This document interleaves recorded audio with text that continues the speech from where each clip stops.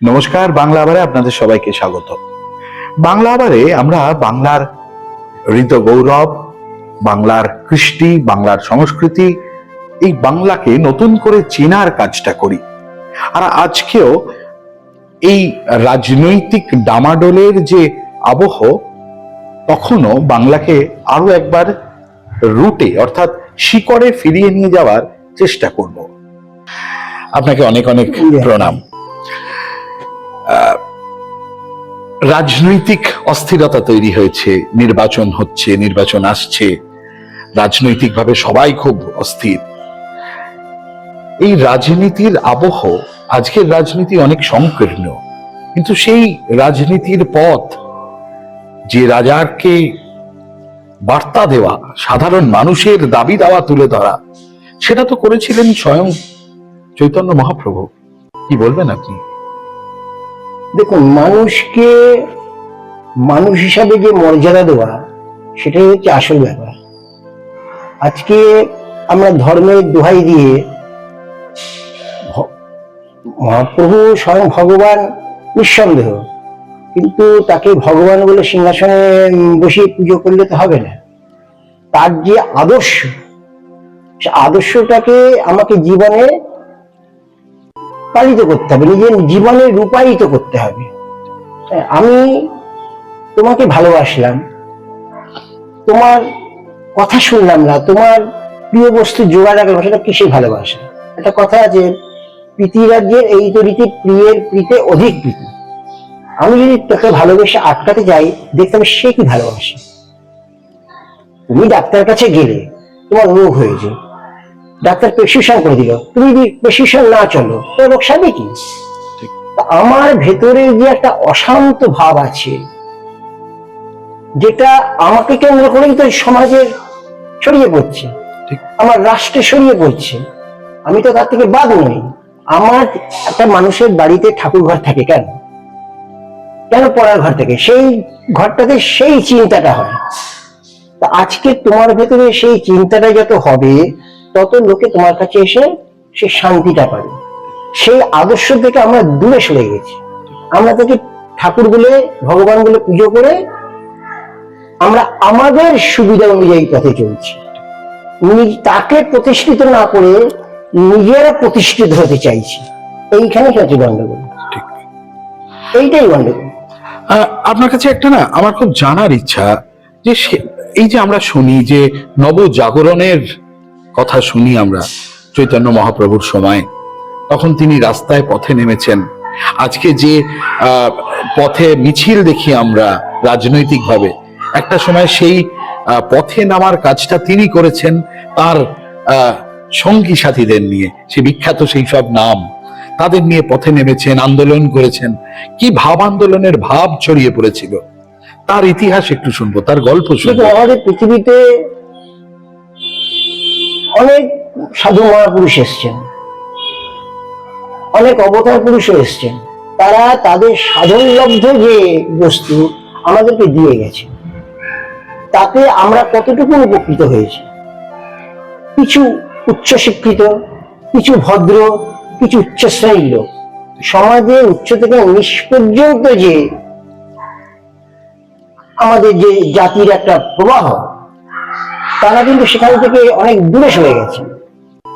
তাদেরকে কাছে এনেছিলেন শ্রীকৃষ্ণ চৈতন্য মহাপ্রভু। এমন কোন মহাপুরুষ এসছেন, এমন কোন অবতার পুরুষ এসছেন, যিনি একই সঙ্গে মেটাতে পেরেছেন পেটের খিদে। মানুষ তাকে পেট ভরে দুটো খাবে। যে সুকান্তের কথা যে না, ঝলসানো রুটিটা একটা পূর্ণিমার চাঁদ, ঠিক সে একই সঙ্গে পেটের খাবার মিটিয়েছেন, তিনি মনের ক্ষুধা মিটিয়েছেন, তিনি আত্মিক ক্ষুধা মিটিয়েছেন। তার এই যে প্রেম আন্দোলন, এই আন্দোলনটাকে তিনি যেভাবে প্রতিষ্ঠিত করতে চেয়েছিলেন, তাকে এই কাজে সর্বতভাবে সাহায্য করেছিলেন আমাদের নিত্যানন্দ প্রভু।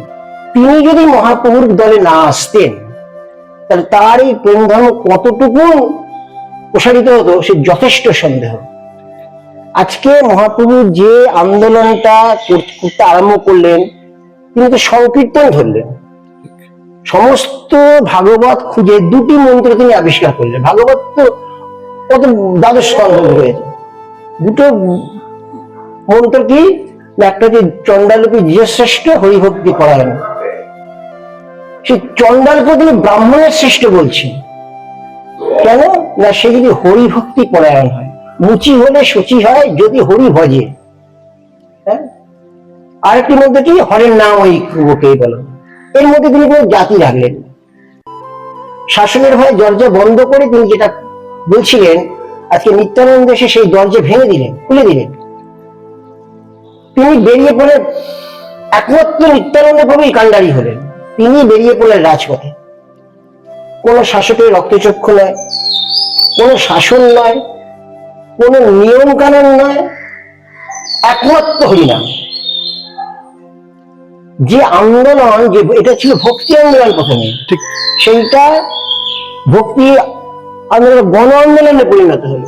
দেশের সমাজের এমন কোন লোক বাকি রইল না, ধনী মানি উচ্চ নীচ স্ত্রী পুরুষ সকলেই তাদের যোগ দিল। সে এত জনসংঘাত যে চাঁচকাজি ভয় পেয়ে গেছিল। যেখানে সর্বশ্রেণীর লোক যে আন্দোলনে আছে, সেখানে তাকে এভাবে দাবি রাখা যাবে না। যিনি শাসক করেন, তিনি যত অত্যাচার, তার তো বুদ্ধি আছে। তিনি তখন সংকীর্তনকে প্রকাশ্যে প্রচার করবার অনুমতি দিলেন, একটা ছাড়পত্র দিলেন, যেটা আমরা নামের খুন্তি বলে সবার আগে আগে যাই। এইভাবেই তিনি সমাজের শ্রেণীকে আন্দোলন করে, মানে একত্র করেছিলেন, একত্র ভালোবাসার দ্বারা। আপনি মহাপ্রভুর কথা বলছেন যে সকলকে মানবতার জন্ম, মহাপ্রভু কত আগে চণ্ডীদাস বলে গেছে, সবার উপরে মানুষ সত্য তাহার উপরে নাই।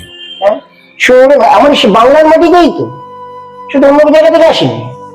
আজকে বাংলার যে কৃষ্টি ছিল, যে নৈতিকতা ছিল, সেইগুলো উঠে গেছিল, সেটা মহাপ্রভু কোনো প্রচারিত করেছিল। আজকে মহাপ্রভুকে সামনে রেখে সেইগুলোই হচ্ছে অরাজকতায় ভর্তি।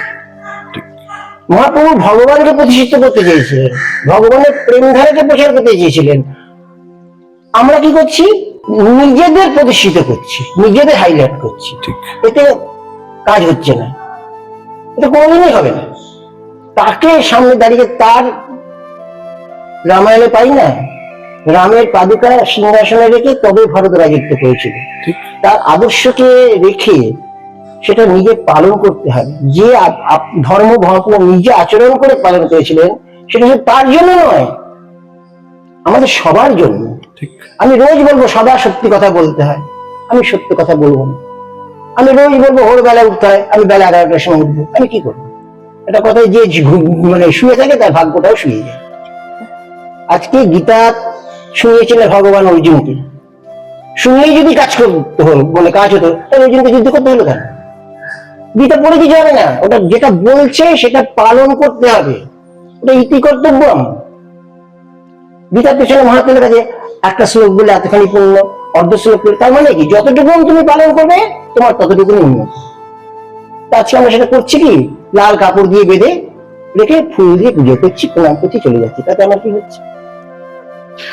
আপনার কাছে আমার এইটাই একটা খুব জানার বিষয় যে আজকে তাদের দেখানো পথ, যে পথ দেখে মানুষ এতগুলো বছর আজও পর্যন্ত তাদের কথা আমরা স্মরণ করি, তাদেরকে আদর্শ ভাবি, অথচ এখনকার যে মানুষরা যারা মানুষের কথা বলে আন্দোলন করেন, সেই আন্দোলনের সাময়িক স্বীকৃতি হয়তো মেলে, রাজনৈতিক ফায়দা মেলে, কিন্তু সেটাই কি সর্বস্ব? না, তখনকার দিনে যে জিনিসটা ব্রাহ্মণরা করেছিল, ব্রাহ্মণরা যে জিনিসটা করেছিল, যাদের আইনের ভয়, যেমন একদিকে ছিল আগমবাগীশের তন্ত্রশাস্ত্র, প্রকৃত যে তন্ত্রের সত্য সেটা ভুলে মানুষ ব্যভিচার ভুলে গেছিল, অন্যদিকে রঘুনন্দনের স্মৃতিরা, কোনোটাই তো ফেলনা মেলে নয়।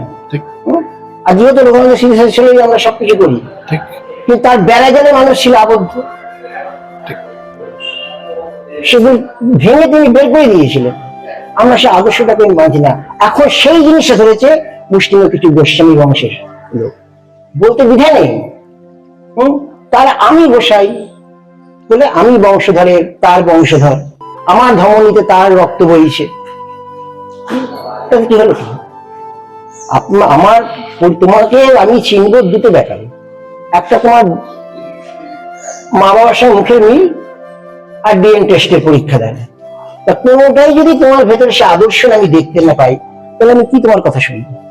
সেই জিনিসটাকে তুলে শুধু মানবতার ধর্মটা তুলে দিতে হবে, মানুষকে ভালোবাসতে হবে, মানুষ না প্রত্যেকটা জীবকে ভালোবাসতে হবে। এটাই আমার মহাপ্রভুর আসল ধর্ম। সেখানে কোনো নিয়ম কানুন দরকার নেই। দেখুন, নিয়ম কানুন আপসে চলে আসবে। আমি যদি আচরণ করি না, আমি যদি মানুষকে ভালোবাসতে শিখি, একটা এমন একটা জিনিস নিজের ভেতরে সেই নিয়মটা চলে, যে যাকে ভাবে না তার অনেক কিছু তার ভিতরে আপসে ঢুকে যায় ভাবনার দ্বারা। কথাটা কি এরকম, আপনি আচরণই ধর্ম? হ্যাঁ, যে আমি তো তার তিনি যে আপনি আচরণ করে ধর্মটা দেখিয়েছেন, সেটা আমার মুখে বললে তো হবে না, আমাকেও সেটা আচরণ করতে হবে। আমার যেটা আমি আমার সাধ্যের মধ্যে, আস্তে আস্তে মানুষ তো পুরো উঠবে না। একটু বাংলার ইতিহাসে যাই। বাংলার ইতিহাসে সেই সময় রাজত্বকালে দেখা যাচ্ছে যে হিন্দু ধর্মের ওপরে আঘাত আসছে। সেই সময় নিত্যানন্দ প্রভু রাস্তায় নামলেন, শ্রীকৃষ্ণ চৈতন্য মহাপ্রভু তিনি আশীর্বাদ দিলেন। প্রভুর আশীর্বাদ নিয়ে নিত্যানন্দ প্রভু রাস্তায় নামলেন এবং তিনি মানুষকে বোঝাতে সম্মত হলেন যে আমরা কোথায় আছি, আমাদের নিজেদের দাবি দেওয়াটা আদায় করতে হবে, ভালোবাসা হচ্ছে মানবতার দাবি দেবে, আর কিছু না। মানুষ দুদিন না খেয়ে থাকতে পারবে, কিন্তু মানুষ যখন সম্মান হারাবে, তার ব্যক্তিত্ব অবমান হবে, সেই ভেতরের জবাব যে দাবানলটা, সেটার বাইরে আন্দোলনে যুক্ত হবে। এইটাই আপনার কাছ থেকে আমি জানতে চাইছি যে সেই সময় তো একটা অন্যরকম রাজত্বকাল, মানে সেই সময় বিজাতীয় মানুষ তারা রাজত্ব করছেন, অত্যাচার করছেন, একটা অদ্ভুত একটা পরিস্থিতি। তবু তো তারা কেউ ধৈর্য হারাননি, তারা সেই লড়াই লড়েছেন। তারা তাদেরকে সামনে পেয়েছিল, তারা মূর্তিমান ভগবান যত প্রেমকে সামনে পেয়েছিল, যার জন্য তারা ধৈর্য হারায়নি। আজকে সেই জিনিস তারা পাচ্ছে না, যেটা শুনছে সেটাই শিশুর মুখে চুষি দেয় না, মধু মাখানো থাকে, ফুরিয়ে গেলেই গেল। সেই রকম ইটের উপরে ইট চালিয়ে কি হয়, ইটের পাঁজা তৈরি হয়, বাড়ি হয় কি? বাড়ি তৈরি হলে একটা ইটের সঙ্গে একটা ইটকে সংযোজন করতে হবে, তাতে সিমেন্ট বালির মশলা দরকার। আমি একটা সভা করলাম, কিছু বস্ত্র দিলাম, কিছু ভালো গান গাইলাম, কিছু লোক আসলো, এতে লোক সংঘট্ট হচ্ছে, লোক সংগ্রহ হয় না। লোক সংগ্রহ করতে গেলে ওই আমি যতটুকু নিচ্ছি তার মধ্যে প্রীতি মাখানো হচ্ছে। ইন্দিরাবাইয়ের কথা জানা, বিনা প্রেম সে নাই মিলে নন্দলাল। ঘুরে ঘুরে সে প্রেম ভালোবাসার কথাই আসবে। ভালোবাসাটা হচ্ছে মানবতার ধর্ম, মানুষকে ভালোবাসা। আপনার সাথে অনেকক্ষণ কথা বলছি। বাংলা আবার যারা দেখছেন বা দেখেন, আমি বলবো যে এই আজকের যে এপিসোড আমরা করছি, সেই এপিসোডটা না একেবারে অন্যরকম। সেই এপিসোডটা আমরা ঠিক করেছি যে রাজনৈতিক অস্থিরতার মধ্যেও আমাদের বাংলার পুরনো ইতিহাস, সেখানেও কিন্তু দাবি দেওয়ার প্রশ্ন ছিল। সেই দাবি দেওয়াটা হচ্ছে প্রেমের দাবি দেওয়া, ভালোবাসার উন্মেষ, মানবতার উন্মেষ। আর ঠিক সেই কথাই তুলে ধরছেন। আজকের দিনে মানুষ নিজেকে ঠিক মতন চিনতে পারে না, যেটা স্বামীজিও বলছেন, নিজের ভেতরে কি আছে সেটা দেখি না। শ্রী চৈতন্য মহাপ্রভু তিনিও সেই একই কথাই বলছেন, বোঝাচ্ছেন যে তুমি কে সম্পর্কে একটু বলবেন, আমাদের নতুন করে আশার আলো একটু দেখাবেন নতুন প্রজন্মকে। যে কথাটা তুমি বললে, এটা বহু আগে সমাচার্য বলে গেছে। ঠিক, কাতব কান্তা কাস্তে পুত্র সংসার মায়া অতিপুত্র। আমি কে, যেটা মহাপ্রভু সনাতন গোস্বামী বলছেন, কে আমি, কেন আমারে যারে তাপত্রয়। আমি কে? আমি কে? দেহটা, আমি কে? মনটা, এই বাড়িটার ভেতরে শুরু কি ভাবেছে, তার ভেতরে আমি আছি, আমার ভেতরে প্রাণ আছে। প্রাণটা চলে গেলে আমি থাকবো না, আমি চলে গেলে আমার যদি প্রয়োজন না থাকে, এই বাড়ি ঘর কোনো দাম নেই। নিজেকে জানাবো আমি প্রত্যেকে এসছি। যে মানুষটা কালকেও ছিল, আজকে শুনলাম সে নেই। স্বামী মরে গেছে, স্ত্রী কাঁদছে, ওগো তুমি কোথায় গো? স্বামীকে ধরেই কাঁদছে, তার স্বামী তো সামনেই আছে। ওগো তুমি কোথায় গেলে? তা কে গেল? যে গেল সে তার স্বামী না। ওই দেহটার সঙ্গে তার পরিচয়, সত্যি দেহটার সঙ্গে, তার বাস্তবের সঙ্গে নেই। যে প্রেম দেহ ছেড়ে মন ভেদ করে অন্তরে প্রবেশ না করে, যখন অন্তরে প্রবেশ করবে তখন সেই জিনিসটা আসবে না, আত্মার আত্মার মিলন হবে। যে আমাকে আমি প্রত্যেকে এসছি, আমি কেন এসছি, কি আমার কর্তব্য, আমি কোথায় যাব, আমার গন্তব্যস্থল কত দূর, এটাই তো সাধনা। নিজেকে জানা, নিজে আত্মাকে জানা, আত্মা নাম বৃদ্ধি। নিজেকে জানো, আগে নিজেকে জানো, তারপরে তুমি রাষ্ট্রকে জানবে, সমাজকে জানবে, দেখবে ওর ভেতর দিয়ে তুমি তোমার ঈশ্বরকে জানবে। ঈশ্বর তোমার ভিতরেই আছে, সে বাইরে কোথায়। মহাপ্রভু এটাই বুঝিয়েছেন যে আমাদের নিজেদেরকে জানাটা বড্ড প্রয়োজন। অস্থির সময়ে নিজেকে সুস্থির ভাবে আরো একবার ভাবা প্রয়োজন। বই কি আমার অস্তিত্ব নিয়ে, আমি কে, কোথা থেকে এসেছি, আমি কে। ক্যামেরায় দেবনীলের সঙ্গে রামকৃষ্ণ, বাংলা আবার।